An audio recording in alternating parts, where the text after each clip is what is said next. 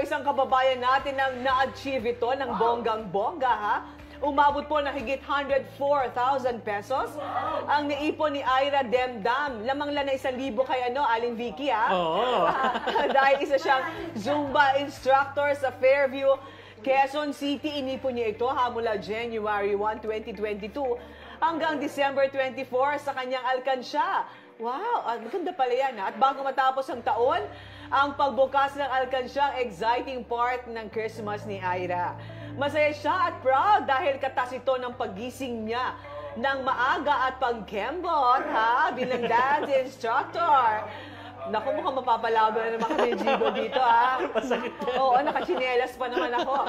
Para ibahagi sa atin ang tips sa pag-iipon, makakasama natin si Ira Demdam. Ira, good morning! And good morning po. O, teka, paano? Ang schedule mo ng Zumba since January 1, ano ba to? 3 times a day or 5 times a week? Kaya marami ka naipon? Opo, bali po sa isang araw po, meron po akong 3 class. Meron din po, pinakasagat ko is mga 4 na class. Yan, isang Ay, bongga talaga, ha? Okay, so turuan mo kami ng ginawa mong pagtitipid. Natutuwa ako dyan. Ako naman, ang ginagawa ko, partner, envelope. Yan. No? Kapag may extra kita ako naka-envelope, tinatago ko. Yung sa'yo, alkansya. So, bigyan mo kami ng tips, Ira.